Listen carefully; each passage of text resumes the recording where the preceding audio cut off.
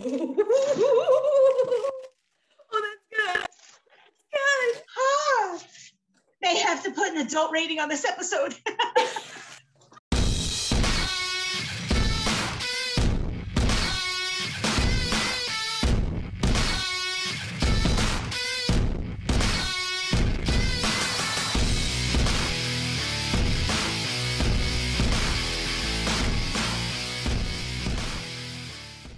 Hello, my friends. Welcome back to another edition of Let's Get Cereal, the weekly show where I, your host, Alyssa Marino, eat cereal, talk about stuff, and sometimes talk to people. I have an amazing people with me today. My guest, you have seen her in the ring as well as out as a coach, a trainer, producer, and more. She's also the host of and professor of Women's Herstory on YouTube and Patreon. She is also, I'd say overall, one of the baddest mamas on the planet. It's Allison Danger. Hello, Allison Danger. Hi. Thank you for having me. Thank you for being here. Thank you for having cereal with me. So, I have to say, for today's episode in particular, I needed to make sure that I got a guest who could appreciate the true delicacies, the world of gourmet cuisine. Someone with an elevated palate and sense of taste when it comes to upscale pastries. I know that you are that woman. And without further ado, I think we should show our friends the cereal that we will be enjoying today. Yes. Drum roll. Frosted mini wheats cinnamon rolls. Anything cinnamon roll, I'm obsessed with it. And I love to bake. I always post stuff that I bake. And I'm like, okay, I don't even have to bake this. I'm going to get this. And I bought it and then I hid it in my kitchen so nobody would eat it before today. Because I'm like, man, I know if they see this, they're going to take my cereal. You have to at least wait until you get the first bite. It's only yes. Fair. Mama gets the first one. As a mom, usually I'm the last one to eat. I make sure kiddo has their food, hubby has their food, and then I get my food. But I had to be selfish and get my cereal on. Are we cracking this baby open? Crack it open.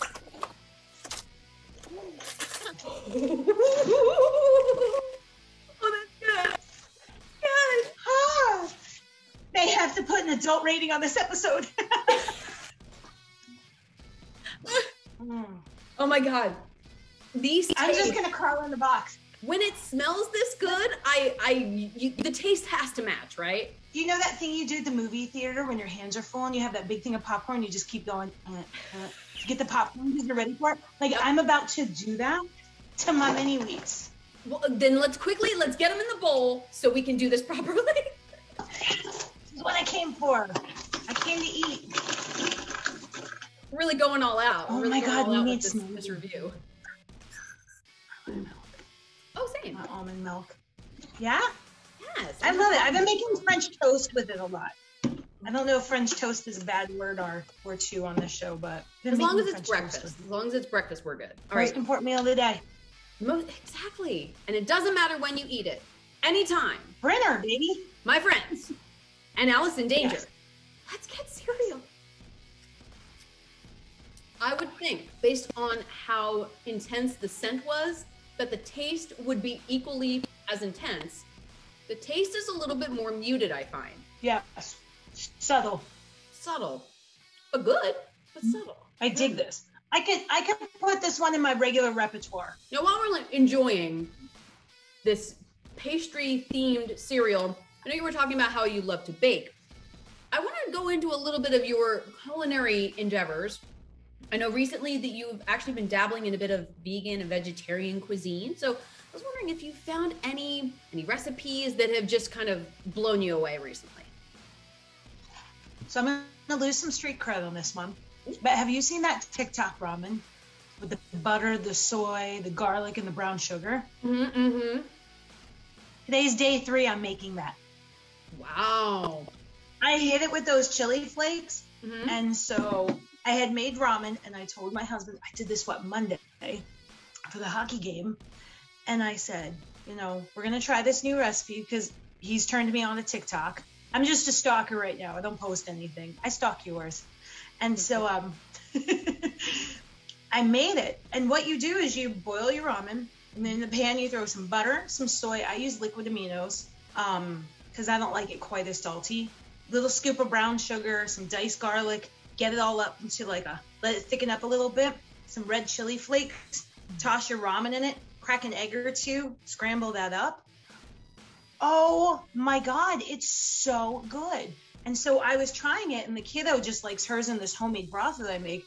And so I'm doing it, and I look at them, and they're like, can I try? And I pull a little in the mouth, and Kendall's like, oh my gosh. And then she just starts taking it. So I made it yesterday, and then she ate like a whole thing herself. I mean, I'm kind of heavy on the chili flakes because I like some kick.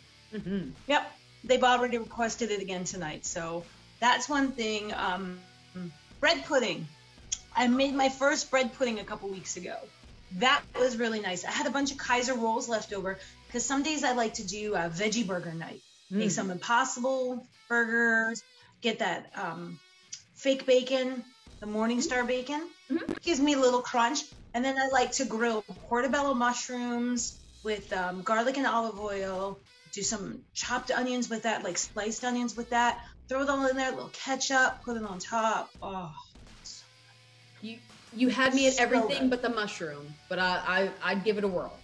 Oh, I am a mushroom gal. Like I would eat them every day.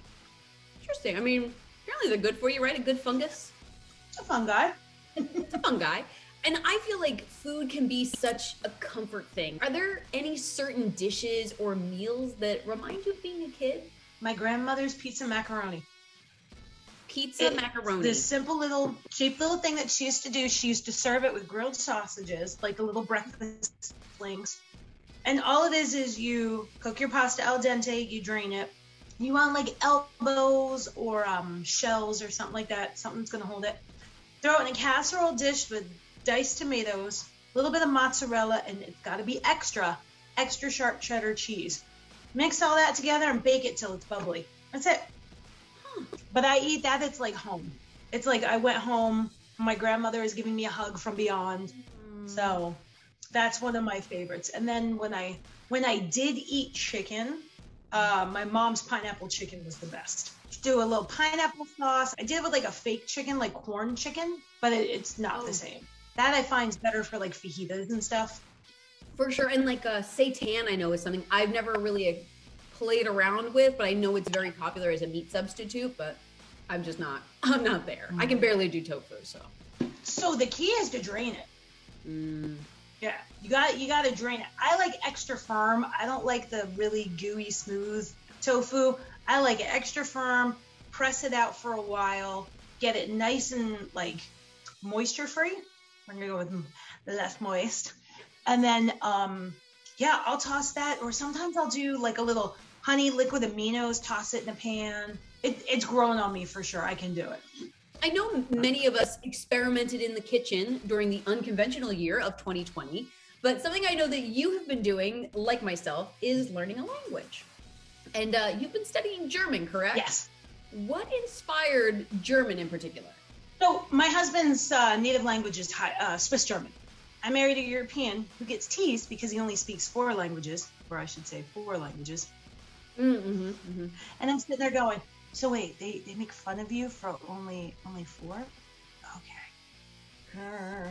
He speaks Swiss German. He also speaks High German, which is what they speak in Germany. He speaks French, English, and then I don't know what else he can do, but he probably knows a little bit of little Romansh, little Italian. But my in-laws don't speak English. Okay. And so it's important for me and my child to be able to speak with the family. So I had enough to get around, but being in the pandemic, I'm like, well, staying home, kiddos online for school, what better time? The universe is telling me, well, you're stuck. Let's make the best of this. Because those first few weeks were kind of dark. Like we didn't know anything. Are we safe? Are we not safe? What's going to happen? So it kind of grounded me a little. And I am 432 days without missing one day, and I've never used a streak freeze. Thank you. Oh my! So to anyone that doesn't know about it, Duolingo offers you an opportunity. If you miss a day, you can freeze so you don't lose your streak of playing the little games to learn your languages. I've used quite a few that I've missed days, but Allison Danger has not missed a single day of learning German. So congratulations, Allison Danger. I was hoping I'm going to get good enough that I can pass the citizenship test for my Swiss citizenship. That would be because I got to do some of that in German, and they'll let me do it in High German. And are there a ton of differences between Swiss German and High German? Is it a dialect, or are there specifically like different words for things? It's kind of like, I put it this way, it's kind of like comparing Spanish and Portuguese. They're similar, but they're not the same. I find that Swiss people, and it's different in between the cantons too, right? And I find that Swiss people can go into Germany and have an easier time, where if a German comes to Switzerland, they could get iced out of a conversation. When I was able to travel, we were going anywhere from like 1 to 3 times a year. I would get my Swiss German practice on, but thankfully I have some amazing Swiss people in my life who let me practice on them and all that. Except my husband, he feeds me fake German. I'm sorry, he feeds you fake German? Like to get you in, like to throw you off? Yep. So, funny story. Uh-oh. We've been together, technically, at this recording, 14 years today, right? For the first, how long we were married? I don't know, 7, 8 years. I used to say Guten Jobben, because I thought that meant good job. Till I was at work here in Vegas, and one of the women who worked with me, who was actually from Germany, sat me down and she goes, "Why do you keep saying this?" And I'm like, "Because I'm telling you you're doing a good job." And she goes, "Who taught you this?" And I'm like, "My husband." She goes, "That bastard lied to you." So I went home and I confronted him and he laughed. He's been doing the long con for like half our marriage. Guten Jobben. Guten Job. Does Guten Jobben mean anything? Is it like a good ham? I don't. My husband's a jerk. Okay, fair translation. Oh boy, Yeah. Okay.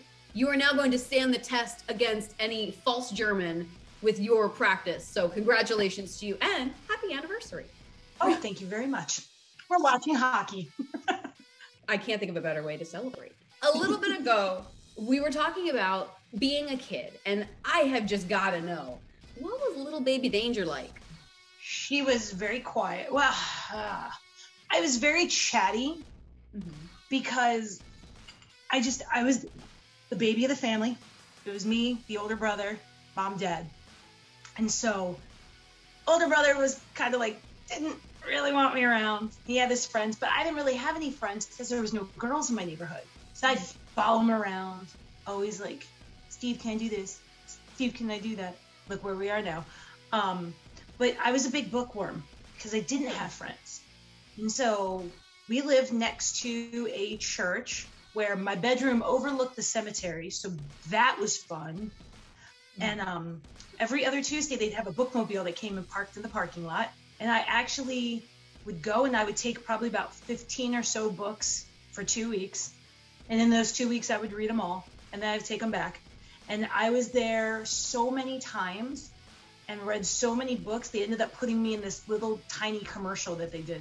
Thought I was going to be an archaeologist. That didn't work out because I liked playing in the dirt. Normal kid growing up outside of Philadelphia. Grew up about 40 minutes from Center City. Obsessed with Wawa, still am. And because, a lot of people don't know this, my dad was the milk pasteurizer for Wawa Dairy. And so my dad was in charge of pasteurizing the milk at the Wawa Dairy plant in Media, Pennsylvania. I want to say it was across from the Franklin Mint. I think they've moved since then. I don't know. But it was like this really crazy, kind of like Commonwealthy looking building, I remember. And yeah, every few months we would get to go and see Dad at work. He'd stop by and visit. I remember there was a refrigerator in the break room that always had chocolate and regular milk. And my brother and I would get there and they'd be like, "Kids go nuts." And we'd be like, so much chocolate milk, driving home with stomach aches. And I was a little bit of a nerd, always fit in anywhere. Like I had friends, but didn't really fit in a lot and just kind of stuck to my books. And I'm curious, where in this kind of early childhood, when does wrestling come in? So wrestling was always there because of Steve. Our bedrooms were situated on the 3rd floor of our house. We had a 3-story house. And I remember our walls were sloped and his were covered with like different wrestlers.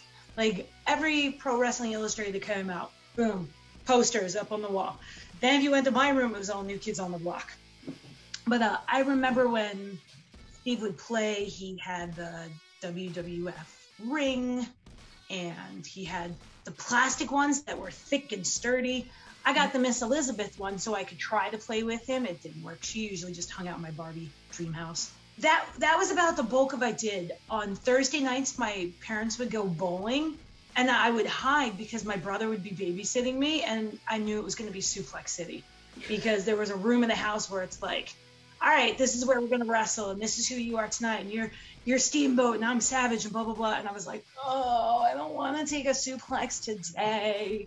And then he eventually went on, became a wrestler, all that great stuff. Family was super supportive. We'd go to his shows. Sometimes I would go and like hang out at ECW with them. And then when I was 23, I got thrown into a match with Sandman, and they thought it would be a one-time thing, but I went home and I looked at Steve and I go, I get it now. And that was 21 years ago this May. Woo! My career could drink. That's a very interesting way of putting it. Your career can legally drink. Wow. That has to be so interesting to reflect on. It's no secret, and we both know that pro wrestling is a very male-dominated world. So who were some of your biggest female influences and role models when you were first getting started on your journey? So for me, when I first started getting in, it wasn't solidified that I was going to wrestle. Like I was brought in more of a manager. So Francine and Dawn Marie were both like equally helpful, and like Dawn would help me with my makeup. Franny gave me a bunch of old outfits, and they would like give me hints and tricks and stuff to get it going. And then I started to realize I'm like, I'm so grateful for all this help, but I find myself more fascinated with the wrestling side. I started thinking, I think I'm going to get a little more physical. I'm not that traditional, I wasn't them. Like these are these beautiful, like goddesses and sexy and gorgeous. And that's not really me. I'm more of the, kid sister, pal around, kind of fun, always good for a dirty joke kind of gal. So, that was more my style. So I'm like, okay, I'm a little more rough and tumble. I think wrestling is going to be my thing. So as I started to get into wrestling, it was Hamada, Toyota, Kong, Kushida. Those were like my Mount Rushmore in my early days. Always Arceon, All Japan, any of that, anything I could watch with the Japanese women's wrestlers. That's the big stuff that I was watching. Really, really paid attention to what was going on in that scene. Eventually it really became a dominant style that I got into, especially when we started Shimmer, and like other girls were really into the same thing I was. So we were like, we're going to do this. We're going to do this on American soil, because right now, none of us can afford to bring over the Japanese talent. So we're just going to do it. So that's where it started for me, was over there. It's that little kid that wanted to be in the dirt as an archaeologist. It's so funny how that kind of translates from being a little kid to even an influence on you as an adult in the world of wrestling. That's awesome. As it is Women's History Month, I do think it's super important, of course, to celebrate women in wrestling. And you've had a career that, as we said, is legal to drink, has spanned decades, multiple continents, and I feel like you still are shaping the landscape of women in this industry. We've seen so many shifts over, the course of time. What do you think are some of the biggest successes that you've seen for women in pro wrestling? And where do you feel like we still have to grow? Well, I mean, if we want to keep it mostly to American wrestling, just to keep it a little more condensed, I mean, Trish and Lita, absolute game changers. Went from being female ballets managers to, main eventing, Raw, doing all this stuff, like really changed the game. Especially watching how Trish went from just being that female valet and the cowboy hat to nobody knows how to work a camera like she does in the ring. When she was wrestling, she knew everywhere she needed to be. She knew, I got to get to this hard cam. Like the hard cam was her best friend, and she knew how to play to that stuff. And I tell younger talent now that are, now that you're not doing independent shows, we're not really doing a whole lot for all the live audience, really watch how, if you want to be on TV, really watch how the TV product, and I always send them back to Trish. You know, not to toot our own horn, but I think Shimmer had a very large impact on a lot of what we see today. And I mean, look how many people have been at Shimmer that are now WWE, AEW, Impact. How many were working over with Stardom and even before then, back when A to Z was a thing. I got to go over there, Sarah Del Rey, cheerleader Melissa. Like, I really feel like that's done a lot, and that's the game change. And then you see someone like Becky Lynch, you know, when she came over as Rebecca Knox, and she's still my Noxie buddy. I absolutely adore her. I just think she's a wonderful human being, but she really changed it. And she changed the scene too, because she took over and people were like, oh, yeah, you're never going to be me in the band. You're going to be something special, but you know, you're just that Irish gal. And she was like, yeah, hold please, I'm the man. And just marketed herself so well, but had the in-ring skills to back it up.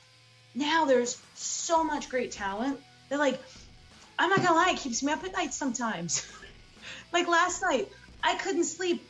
I kind of got this thing in my head of like, oh man, okay, so if I could take unsigned talent and create my own thing, what would I do? And then I'm like sketching names out and like writing like different angles and who would be on commentary and who would ring announce and this, that, and where would we put, and then I couldn't sleep till 1:30 in the morning. I'm so tired today. And I looked at my husband. He walks in the door. I go, I'm tired. He goes, what kept you up? I go, wrestling. Because there's so many incredible people out there, like, who are signed and unsigned and untapped. And one thing that I really love is that the landscape, especially for women, is becoming more and more diverse. We're seeing so many different faces, so many different backgrounds. In the earlier days, you would be a little more quiet about your sexuality. Now it's, man, you are who you are. We love who we love. And like, everyone's chilling in the back. Like, bring it on. And I just love that. And I want to see more and more of that happening, and more of, because wrestling is love. And we just want to spread that love everywhere and be inclusive. And it's the mom in me. Like, I realized, you know, once I became a mom, I think everyone could feel that shift in me, like, especially backstage, where I just want everybody to come in and be part of the family and do good work and be themselves and know that they're safe to be themselves. And I just want to see more of that. That's my rant. But it's so good and it's so true. So I love that. Before we say Auf Wiedersehen, which for those that don't know is German for goodbye.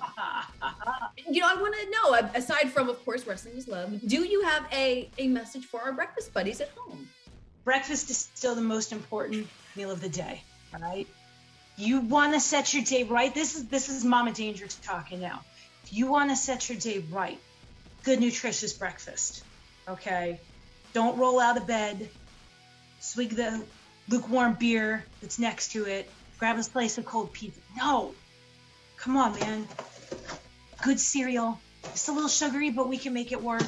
Get yourself some calcium, whether it's plant-based or cow-based. I'm not here to judge, all right? You know, if you're into it, scramble up some eggs, eat your breakfast. You know, be kind to one another. There's still a pandemic Lovato going around. Wear your mask, wash your hands, okay? Be patient a little bit more. We get through this pandemic at the disco. That's what I'm trying to impart. Just be a good human being for a little bit longer. We can be jerks later. You know, just hang in there. We're so close. I wonder if this pandemic weight can kind of like push me into that BMI that makes you go, well, we're going to push you up a little bit. I'll go to the gym afterwards. Just enjoy. Keep it mellow. It'll be fun. But no, I want people to be good. Like, just love, man. There's so much bad stuff out in the world, and a lot of it we can control if we just try a little harder. Yeah, love a little harder. Be a little more open. Be a little more kind. Tell my kid every day when I would drop her off for school. This was a year ago. Every day. Open the door. Kid, I love you. Be brilliant. Be kind. And that was like the family motto. Well, I cannot think of wiser words from Professor Danger, Mama Danger, Allison Danger. I want to thank you so much for doing this episode, for eating cereal with me, for having a little chat-ski.